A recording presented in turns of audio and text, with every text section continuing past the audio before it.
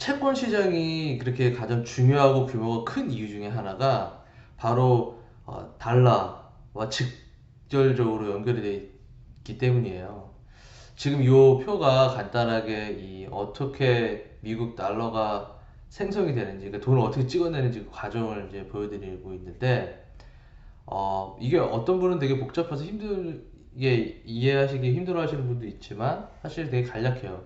미 의회에서 자, 화폐를 증가하자, 혹은 돈을 더 찍자라고 통과가 되면, US 트레저리의 명령이 가요. 자, 돈을 찍어라. 라고 이제 US 트레저리의 명령이 가는데, 실질적으로 돈을 찍는 주체는 US 트레저리가 아니고, US 트레저리는 그 본드를 이슈해요. 혹은 뭐, 트레저리 비율 본드 노트를 이슈하거든요. 그러니까 단기부터 장기까지. 그래서 돈을 미 정부가 의회에 통과된 내용에 따라서 미 정부가 나중에 갚는다는 약속을 하고, 어, 채권을 발행을 하는 거죠. 정부 채권을 발행을 하죠. 그럼 그 정부 채권들이 트레저리 그 빌이나 뭐 노트나 본드가 프라이머리 딜러라고 되어 있는데, 이 표에는 대부분이 미 큰 은행들이에요. 뭐 JP 모건부터 해갖고 뭐 뱅크 오브 아메리카 이런 그 미국 큰 은행들, 메이저 은행들이고요. 이런 은행들이 트레저리 상품을 사고 채권을 사가지고 그 달러를 US 트레저리에 내고 채권을 사와요. 근데 그 채권은 막바로 또 다시 페더럴 리저브라는 또 기관에, 페드죠. 저희가 흔히 하는 페드에 또 바로 넘겨줘서 팔아고, 페드는 이때 이 딜러들이 채권을 갖고 와서 팔려고 올 때 페드는 그 돈을 여기서 찍어요. 그래갖고 돈을 찍어서 그 은행들한테 다시 돈을 주고, 그럼 그 은행들은 그 돈을 받아다가 이 표에는 없지만 마켓으로 나가는 거죠. 그래서 시장에 가서 그 돈을 사람들한테, 일반 뭐 기업이나 서민들한테 돈을 빌려주면서 이제 금융시장을 이제 활성화시키는 거죠. 돈을 이제 푸는 거죠, 정말로. 이런 과정으로 지금 이 돈이 지금 현재 시대에서는 돈이 찍혀지고 있기 때문에 여기에 채권이 처음부터 인볼브가 되죠. 그렇기 때문에 채권 시장이 그래서 중요하고, 어, 그래서 규모도 크고, 예, 그렇다고 보시면 됩니다. 이 표는 1980년부터 지금까지 미 정부가 발행한 총 채권의 양과, 그 다음에 그 파란색이에요. 그 빨간색 선은 시장에 풀려있는 총 화폐량이에요.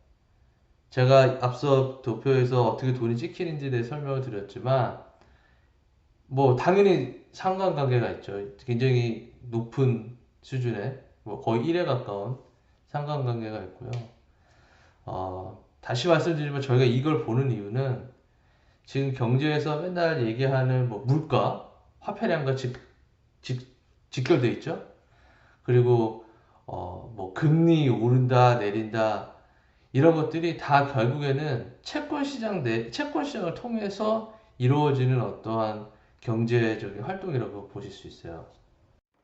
그럼 이렇게 정부 채권을 통해서 시장에 풀리게 된 돈들이 또 당연히 서민들한테도 은행을 통해서, 아까 프라이머리 딜러였죠. 그 프라이머리 딜러 은행들을 통해서 서민들한테 돈이 깔리게 되면서 또 서민들한테는 또 그게 빛으로, 그러니까 사채로 이렇게 어, 돈이 풀리게 되죠. 그래서 보시면 지금 빨간색이 몰기지고요.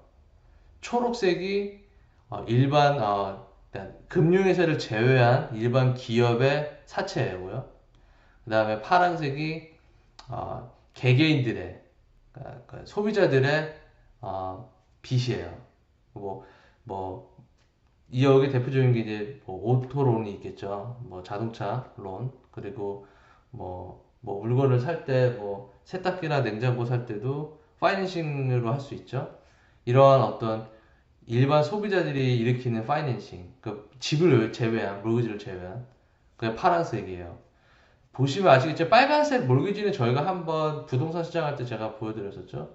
2006년에 부동산 피크가 있기 전까지 급격하게 증가하다가 2006년부터 꺾이기 시작하다가 2008년 파이낸셜 크라이시스가 오면서 몰기지가 디폴트가 하도 많아서 다 집값이 몰기지보다 낮아지니까 사람들이 고의적으로 디폴트를 냈죠. 몰기지 안 내고 그냥 집 은행에 그냥 뺏기고 그러면서 이제 돈은 당연히 상환이 되고 몰기지는 상환되고 그래서 몰기지가 수가 확 줄다가 다시 이제 스물스물 올라오죠. 하지만 아직 몰기지는 뭐 피크 수준까지 올라간 상태는 아니지만 여전히 정부 채권을 제외하고는 몰기지 시장의 규모가 이만큼 크고요. 제일 크고요. 그리고 이제 초록색 선이 일반 기업, 그러니까 금융기관을 제외한 기업의 사채. 근데 여기서 보시면 초록색이 이제 눈여겨보실 게 파이낸셜 크라이시스 이후에 급격하게 증가하고 있는 캐러고리다라는 게 눈에 보이실 거예요. 그죠? 그래서 이제 오늘 채권 시장을 다루겠지만 이 부분이 이제 저희가 눈여겨봐야 되는 상황이고요. 그리고 파란색이 일반 소비자의 사채인데 계속 늘고는 있지만 뭐 기울기를 봤을 때 혹은 트렌드를 봤을 때 뭐 이전과 대비해서 많이 차이는 나지 않죠. 하지만 여전히 계속 늘고 있다는 것 자체는 어, 저희가 아셔야 되는 포인트고요. 저희가 조금 더 시각을 넓혀서 지금까지 미국을 봐왔고요. 글로벌 채권 시장은 도대체 어떻게 구성이 돼 있고 규모가 어느 정도 되냐 도대체 채권 시장 하는데 여기 이제 블룸버그 스크린샷이거든요. 제가 이거를 지난주 이틀 전에 했으니까 9월 27일 날 제가 스크린샷을 떴고요. 이 보시면은 어, 전체 글로벌 채권 시장의 규모가 맨 위에 41번 중간에 41번 옆에 있는 규모인데 이게 지금 142 트릴리언이에요. 전체 그 글로벌 시장에서가요. 근데 재밌는 건 여기서 눈여겨보실 건 그 중에 110 트릴리언이 정부 채권이라는 거예요. 요게 이제 눈여겨보셔야 돼요. 제가 첫 번째 영상에서 말씀을 드렸었는데 어떻게 느껴지세요? 지금 제가 오늘 영상에서도 초두에 말씀드렸지만 정부채는요 화폐량과 직결되어 있어요. 그러니까 정부채가 늘었다는 얘기는 시장에 풀린 화폐량이 많다는 얘기예요. 왜냐하면 대부분의 지금 경제 뭐 미국뿐 아니라 유럽이든 뭐 한국이든 일본이든 대부분의 경제 활동을 그러니까 자본주의가 있는 중국도 포함해서요. 대부분의 나라들이 비슷한 구조의 그 연준과 중앙은행에 있던 중앙은행과 그리고 정부의 관계가 있기 때문에요. 정부 채권이 늘어난 만큼 화폐량이 늘은 거예요. 그래서 지금 보시면 전체 글로벌 채권의 142 트릴리언 중에 110 트릴리언이 정부채다. 그래서 채권 시장에서는 정부채를 그래서 이게 이제 두 가지 포인트죠. 채권 시장에서는 정부채의 비중이 크고 그만큼 중요한 역할을 하고 있다. 두 번째 포인트는 채권 시장이 중요한 이유는 정부채 때문이고 정부채가 중요한 이유는 화폐량 때문이다. 이렇게 보시면 됩니다. 그리고 이제 이 채권 시장의 구조를 아까는 채권을 이슈한 기간으로 봤고요. 이번에는 지역별로 나눠서 본 건데요. 자, 지역별로 나눴을 때도 보시면 당연히 뭐 토롤은 같죠. 142 트릴리언은 똑같고 토롤은 하지만 눈여겨보실 게 사우스 아메리카예요. 자, 사우스 아메리카 요즘에 계속 신문에서 많이 나오는 경제 신문에서 많이 다루는 나라 중에 하나가 아르헨티나 그다음에 베네수엘라 그죠? 그다음에 브라질 요 세 개 나라가 계속 이제 뭐 위기다 뭐 어떻게 더 안 좋아졌다 뭐 이런 기사들이 많이 나오는데요. 정부가 손을 쓰는데 안 된다 뭐 중국이 뭐 차입을 해주기로 했다 뭐 이런 기사들이 많은데 사우스 아메리카가 차지하는 지역별로 이 채권이 넘버 원이고요. 글로벌리 지역별로. 그 다음에는 뭐 노스 아메리카, 뭐 미국, 캐나다 정도. 그 다음에 뭐 유럽, 뭐 아시아, 중국, 수준이고요. 이 정도는 뭐 비슷한 수준이죠. 그래서 요게 이제 또 하나 눈여겨보셔야 돼요. 지금 최근에 그리고 앞서 정부 채권이 대부분이었잖아요. 그럼 사우스 아메리카도 뭐 여기는 안 나오지만 추론해 보건데 대부분이 정부채예요. 그러면 정부채를 이렇게 찍어내면서 그만큼 또 저희가 아까도 계속 말씀드리지만 화폐력이 그만큼 사우스 아메리카에 많이 깔렸을 거고 그 나라 정부에 당연히 그러면 또 물가가 또 위험한 수준이고 심각한 수준이겠죠. 이 표를 봐서도 아 경제가 이렇게 돌아가겠구나 이 나라가 이렇게 되겠구나라는 게 대충 그림이 그려지실 거예요. 자 그러면 글로벌 채권 시장 또 다른 시각으로 또 볼게요. 이번에 나라별로 보겠습니다. 나라별로 보고 요 슬라이드에서는 디벨롭 마켓이고요. 다음 슬라이드에서는 디벨로핑 컨트리고요. 그래서 선진국에서 보면 이 지금 나라가 배열된 순서는요 CDS 순서예요. CDS는 Credit Default Swap이거든요. 그래서 CDS가 높을수록 그 나라가 그 나라 정부 채권을 상환하지 못할 디폴트 상황에 놓일 확률이 높다는 뜻이고요. 그러니까 CDS 자체는 그 프리미엄이에요. 그러니까 보험이죠. 일종의 보험에 대한 프리미엄인데 보험료가 비싸다는 얘기는 그만큼 위험이 높다는 거거든요. 그래서 이게 지금 5년 CDS예요. 그러니까 5년 내에 5년 동안 이 그리스라는 정부가 지금 1위 지금 그 1위가 그리스라니까 그리스라는 정부가 정부 채권을 상환하지 못할 위기 5년 내에 만약에 상환하지 못할 상황이 오면은 그거를 커버해 주는 거예요. 이 CDS에서 인슈런스가 이제 해주는데 그거에 대한 프리미엄이 지금 396인 거예요. 지수로 그 지표가. 그래서 이게 높을수록 위험한 나라고요. 보시면 상위 3개 나라가 그러니까 여기서는 선진국만 보여드리고 있어요. 지금 뒷장에 이제 후진국이 나올 텐데 후진국 개발도상국이 나올 텐데 지금 보시면 선진국 안에서는 그리스, 이탈리아, 포르투갈이 굉장히 위험한 상황이고요. 지금 CDS가 높죠. 특히 그리스, 이탈리아 굉장히 높죠. 계속 지금 그리스 같은 경우에는 2, 3년 전에 한번 위기를 한번 겪었죠. 하지만 여전히 빚을 갚을 수 있는 능력이 되지 않아요. 그냥 계속 상환일을 연장하고 있는 상황일 뿐이고요. 그리고 지금 이탈리아 같은 경우에는 그 뎁 어마운트를 한번 보세요. 지금 2 트릴리언이거든요. 엄청나죠. 뎁 양이 엄청나고요. 크레디트 볼스왑 CDS도 높고 그다음에 그 크레딧 에이전시 저희가 지난 영상에서 봤었죠. 에이전시가 보는 크레딧 스코어도 낮아요.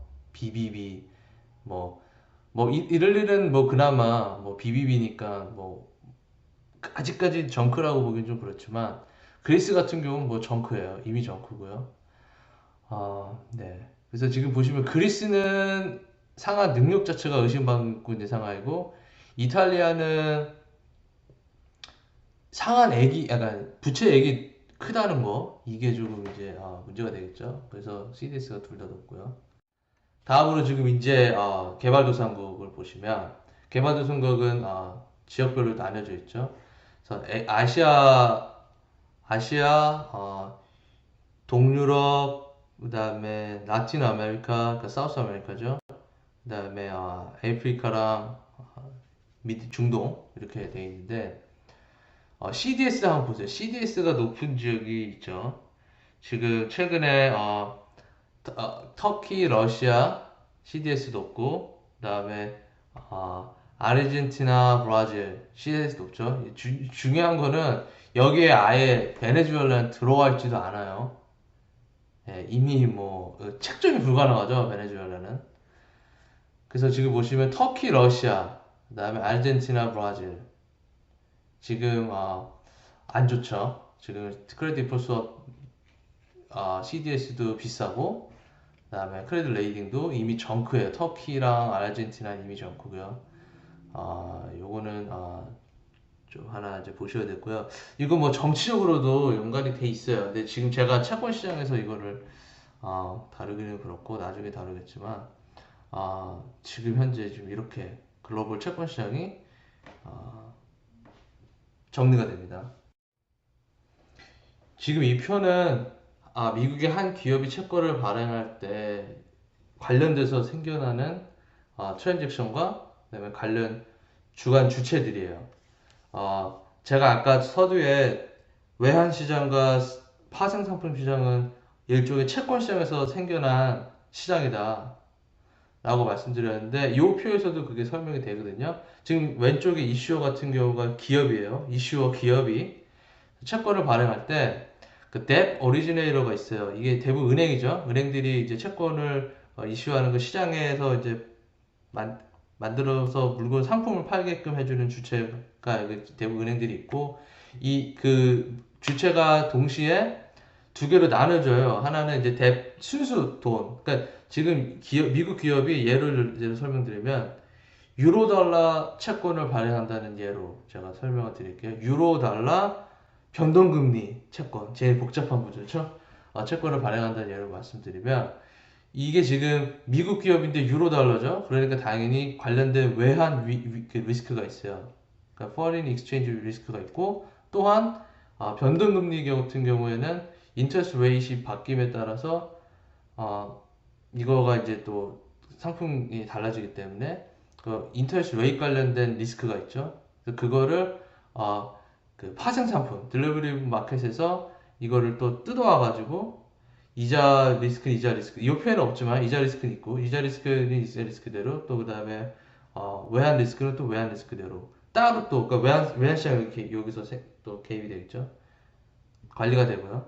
그래서 또 그렇게 상품이 또 한 바퀴 돌면서 전환이 되고 또 위로 가면 이제 위화살표로 가면은 이거가 이제 USD로 컨버트 됐다는 전제 하에 이 표에는 지금 이게 다 다뤄지지 않지만 이게 은행 안에서 이거를 계속 컨버트 시키거든요. 처음에 유로 달러 변동금리다 그러면 이거를 유로 달러를 USD로 컨버트 시키고요.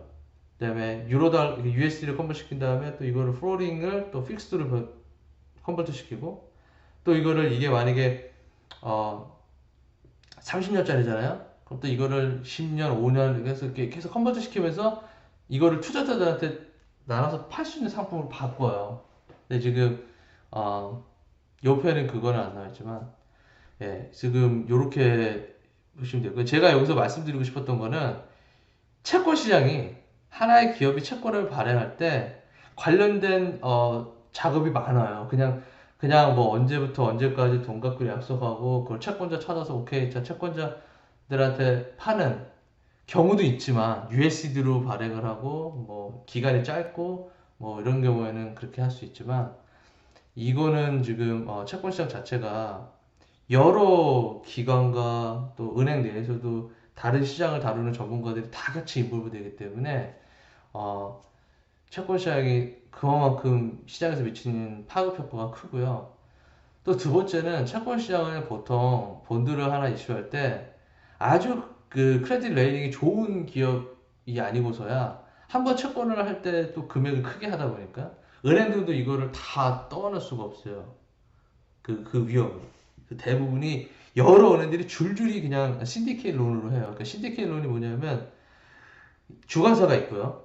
예를 들어 뭐 JP 모건이에요. JP 모건 주관사가 있고 밑에 이제 나눠서 그 리스크를 같이 나눠줄 은행들이 따라와요. 뭐 BTMU, 뭐 MUFG, BTMU 아니면 뭐 SMBC, 뭐 도이치뱅크, 뭐 BNP 파이바스, 뭐 뱅크 오브 아메리카 이런 은행들이 쭉 그냥 따라와가지고 그 전체 예를 들어 뭐1 빌리언 뭐 밀리언 좀 작네요. 뭐 10 빌리언 뭐 본드를 이슈한다 그러면은 그 은행들이 다 와서 뭐 100 밀리언 뭐 200 밀리언씩 나눠 가져요. 그래서 이렇게 되기 때문에 채권 시장이 한 기업이 채권을 한번 이슈하는 게 사실 은행들도 되게 원하는 큰 비즈니스고 또 기업 입장에서도 큰 돈을 이런 여러 그 시장의 이런 것들을 다 은행들이 해결해 주니까 큰 돈을 오랜 기간 롱텀으로 빌릴 수 있는 또 어떤 하나의 큰 창고죠. 그러다 보니까 채권 시장이 그래서 계속 인기가 있고 또 한 기업이 한번 채권을 발행을 하면 그 채권에 도래할 때까지 그거를 갚을 능력이 그러니까 이 기업이 계속 성장을 해야 되니까 갚을 능력이 있어서 돈을 버는 회사라 하더라도 또 다른 투자를 위해서 다시 어떤 차입을 해야 되고 채권을 본드를 이슈해야 되는 상황이거든요. 계속 온고잉 베이스로. 그러니까 한 번 이렇게 한 기업이 채권을 이슈하기 시작하면요, 계속 채권을 기업이 존속하는 한 이슈할 수밖에 없는 구조로 되어 있어요. 그러니까 뭐 아주 채권이 없이 운행하는 기업들도 있어요. 지난 영상에 제가 말씀드렸지만 뭐 페이스북이라든지 뭐 애플은 채권이 있지만 뭐 그러니까 돈이 많아져야 애플 같은 경우 채권을 이슈하죠. 그러니까 한 기업이 채권이 없이 운영하는 것 자체가 이제 어렵고, 그러다 보니까 채권 시장 규모가, 예, 점점 좀 커지고 중요한, 예, 다고 보시면 됩니다. 지금 보여드리는 표는 미국 전체 기업들이 갖고 있는 채권 중에 그 시점에서의 만기의 비중이에요. 그래서 예를 들어 2013년을 볼게요. 2013년 같은 경우에는 1년 내에 상환이 도래하는 채권이 25%, 2년에서 3년 사이에 만기 도래하는 채권이 9%, 4년까지 그러니까 2년, 3년 이후부터 4년, 그러니까 3년에서 4년 동안에 만기가 도래하는 채권이 9%, 그다음에 5년 이후에 만기가 도래하는 채권이 지금 58%예요. 이렇게 이 그래프를 해석하시면 되고요. 그러면 이 파란색 바름에 있는 밑에 있는 파란색의 비중이 크면 클수록 기업은 자금이 속된 말로 자금이 딸리는 건데 갚아야 되는 빚이 많은 거예요. 당장. 그렇죠? 1년 내에 갚아야 될 빚이. 근데 지금 기업들이 대부분 할 때 뭐 캐피털 마켓이라 그래갖고 팀이 따로 있는데, 많은 기업들이 이 팀이 하는 게 이제 뭐냐면 주된 역할이 이제 이거죠.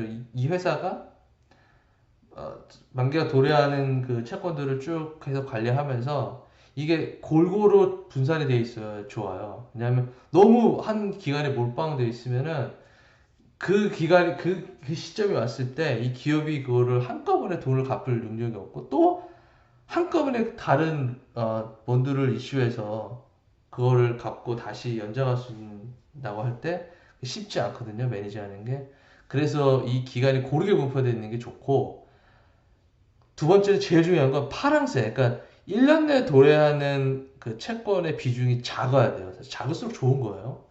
단적인 내가 2009년, 2008년을 보시면요, 이때 파이낸셜 크라이시스가 왔을 때 많은 기업들이 뭐 이게 닭이 문제나 달걀이 문제지만 실질적으로 위기가 오니까 이제 기업들이 장기로 시장에서 장기로 돈을 빌릴 수 있는 여건이 되지가 않았어요. 그러니까 많은 기업들이 당장 돈이 필요할 때 이걸 장기로 못 빌리니까 단기로 막 1년짜리 뭐 혹은 뭐 몇 개월짜리, 며칠짜리 이런 돈을 빌리다 보니까 단기 비중이 확 늘죠.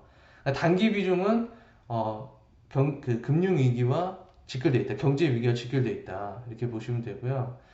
지금 보시면 근데 2008년 1분기만 있긴 하지만 지금 파이낸셜 크라이시스 이후에 2010년 이후에 지금 계속 30% 미만으로 유지가 되고 관리가 되던 만기 도래 채권의 비중이 지금 늘었죠. 30%로 늘고 있고, 그 다음에 또 상대적으로 맨 윗단의 보라색 5년 이상 장기채 의 비중이 갑자기 확 줄죠. 44%로. 예, 그래서 이렇게 지금 현재 이렇게 돼 있고요. 예. 이제 기업별로 미국을 대표하는 큰 기업별로 이 똑같은 아까 보여드린 그래프를 기업별로 보는 건데, 만기 도래 기준으로 얼마만큼 채권이 지금 있는지, 이게 절대량을 보여드릴 거예요. 이거 비중이 아니고. 예, 지금 이게 블룸버그 스크린인데요. 이게 지금 제가 이 스크린을 며칠 전에 땄어요. 근데 날짜가 네. 지금 뭐 주가도 나오고요. 당연히 아마존 주가 지금 1978불. 이거 뭐 그 주가 관련된 것들이 상단에 있고요. 지금 이제 중간에 그래프를 보시면 되는데, 아마존 같은 경우에는 뭐 이렇게 빚이 많아서 문제되는 기업은 아니죠. 근데 다만 이제 수익성이 조금 아직 우려가 되는 신생 기업이다 보니까, 계속 고성장 기업이다 보니까 신용도가 낮았었는데 지난 영상에 다 설명드렸지만 지금 그럼에도 불구하고 2020년까지 만기 도래하는 채권의 비중이 8빌리언이에요. 작잖아요. 8빌리언. 예, 그리고 더 중요한 거는 다른 기간에 비해서 굉장히 몰빵돼 있죠. 2020년에. 예, 뭐 제가 뭐 비중까지 지금 계산을 안 했지만 그래프를 딱 보셔도 다른 기준 뭐 숭숭 비어 있는 데도 있고 한데 2020년 뭐 초반에 완전 몰빵으로 모여 있죠. 그리고 지금 이거 애플인데요. 애플은 사실 뭐 이렇게 워낙 캐시가 많은 기업이다 보니까 이미 그리고 가지고 있는 캐시가 어, 채권으로 조달한 금액보다 훨씬 많기 때문에 뭐 맘만 먹으면 사실 미국으로 돈만 가지고 들어오면 갚을 수 있는 상황이고요. 근데 지금 뭐 2020년대에 보면은 그리고 또 고르게 분배되어 있어요. 상대적으로 뭐 아주 장기는 뭐 지금 신경 쓸 건 아니니까 지금 2020년에서 2030년 사이에 보면은 고르게 분포되어 있고 그래서 뭐 애플은 뭐 채권만 놓고 봤을 때 관리가 잘 되고 있다 이렇게 볼 수 있고요.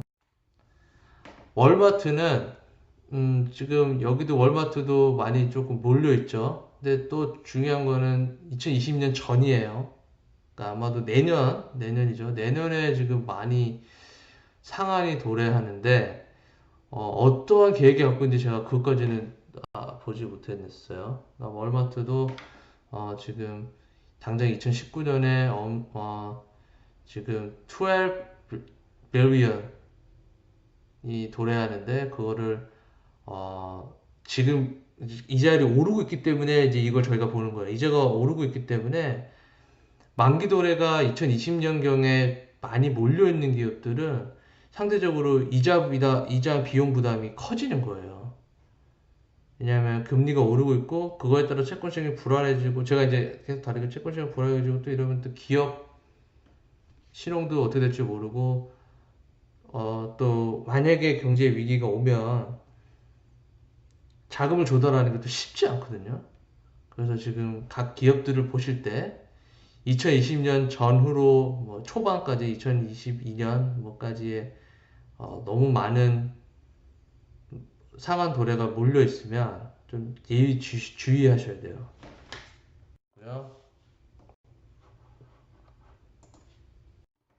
다음은 AT&T. AT&T 보시면 AT&T는 사실 버라이즌과 같은 인더스트리 있지만 훨씬 많은 양의 채권이 있죠. 그래서 조금 우려가 되는 상황이고 2020년에 30빌리언이 지금 도래하네요.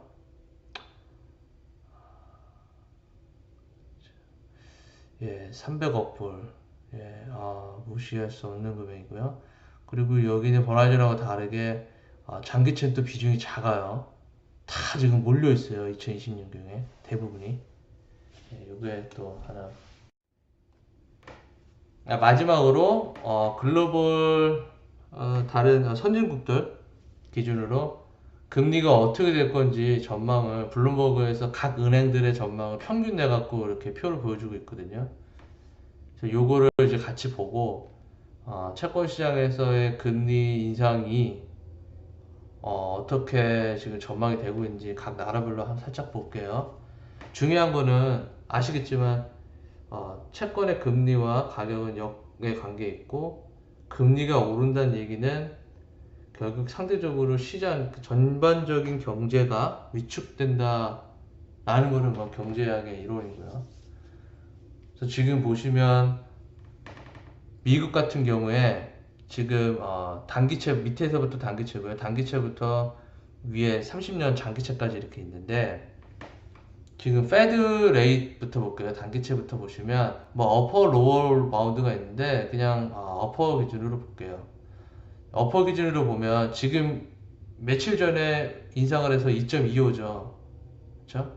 근데 이제 이게 올해 12월에 인상이 뭐 거의 확실시 돼요. 그래서 보시면 2.5까지 올라가고 2018년 4분기에. 2019년에 3회 정도 인상을 연준이 발표했어요. 3회 정도 인상할 것 같다라고 연준이 발표했는데 3회면은 대부분 25bp씩 올리니까 0.25%씩 올리니까 3회면은 0.75%예요.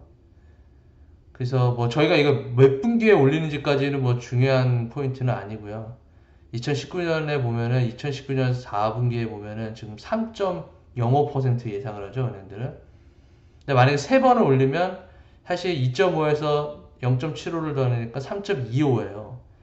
근데 제가 이전 영상에도 말씀드렸지만 그 시장에서는 연준이 내년에 올해 12월을 올리는 건 당연한 거고 뭐 그렇게 다 모두가 예상하고 있고 근데 내년에 3회 인상이 과연 가능할 것인가 2회는 가능할 것 같은데 3회는 좀 어렵지 않겠느냐라는 게 지금 시장의 예측이에요. 지금 여기 보시는 것처럼.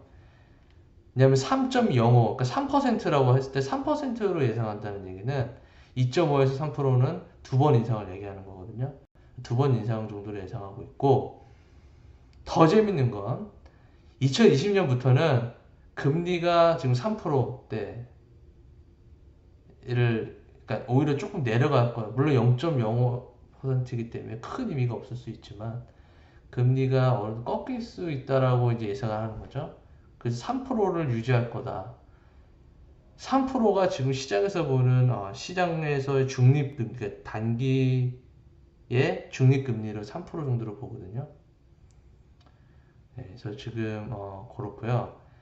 지금 2020년을 볼게요. 계속 2020년 퍼스트, 그러니까 첫 번째 분기를 볼게요. 왜냐하면 지금 단기에서 2020년 첫 분기에 중립금리 3%를 예상했잖아요. 그러면 다른 기관들, 뭐 2년, 5년, 10년, 30년도 이게 어느 정도 중립금리를 얘기하고 있다고 보실 수 있어요. 그러니까 2020년도 퍼스트 Q를, 첫 번째 Q를 보시면요. 지금 10년물 같은 경우가 3.39, 3.4%, 그 다음에 30년물 같은 게 3.6% 예상을 하거든요. 시장에서 대부분 얘기하는 게 30년물 같은 경우가 물가 상승률을 반영을 한다. 그러니까 10년물 같은 경우가 경제 성장을 반영을 한다. 라고 이제 많이들 얘기도 하고 하시는데 뭐 과거 기록과 이런 거를 근거로 말씀하시니까 그 말이 뭐 저는 맞다고 보고요. 그렇다고 봤을 때 지금 물가 그러니까 30년 금리는 계속 오르죠. 계속 스물스물. 그러니까 연준의 단기 금리는 3%에 머무를 거라고 예상을 하면서도 하는데 반면에 30년물은 계속 오를 걸 예상하잖아요. 이 얘기는 시장은 물가가 계속 오를 거다. 그러니까 물가가 오른다는 얘기는 당연히 물가는 대부분의 경우 올라요. 물가가 떨어지면 진짜 그거는 진짜 경제 위기고 이제 디프레이션이니까. 근데 여기서 말하는 물가 인상은 2%가 페드의 타깃이잖아요. 그러니까 2% 이상의 인플레이션, 하이퍼 인플레이션을 이제 얘기하는 거고요. 그러니까 인플레이션이 이제 쭉 올라갈 거로 이제 예상을 할 수 있다. 금리만 놓고 봤을 때 그렇게 해석이 가능한 거예요. 금리를 봐도 가능하고 10년물 같은 경우에도 지금 계속 오를 거다라고 예상을 하고 있죠. 그렇죠? 보시면 더 중요한 거는 10년물 같은 경우에는 제가 이거를 스크린샷 할 때는 2년, 30년 스프레드로 했네요. 2년하고 30년에 10년의 스프레드, 뭐 30년 스프레드 보셔도 크게 차이 없는데 이 스프레드가 더 중요해요. 스프레드가 좁아지면 좁아질수록 경제가 위축이 되는 시장이라고 이제 보실 수 있는데 지금 뭐 스프레드 자체로 봤을 때는 뭐 플랫하게 간다라고 보는 것 같아요. 그래서 지금 뭐 이 정도가 지금 미국 시장이고요. 독일 같은 경우 보시면은 독일, 영국은 그래도 마이너스 금리는 아니지만 독일이나 기타 유럽들은 이미 마이너스 금리죠. 계속 마이너스 금리고 하지만 재밌다기보다 눈여겨보실 거는 2020년부터는 이 마이너스 금리가 회복이 되지 않을까 혹은 더 이상 마이너스 금리를 하지 못하고 올릴 수밖에 없지 않을까 이렇게 예측을 하고 있는 거죠. 그래서 보시면 단기 금리인 ECB의 디파짓 레이트 보시면은 지금 마이너스 0.4, 0.4 계속 가다가 결국에는 계속 이렇게 올리지 않고 못 버틸 거고 내년도 3분기 정도 되면 이제 스물스물 올리지 않겠냐라고 지금 시장을 보고 있는 거죠.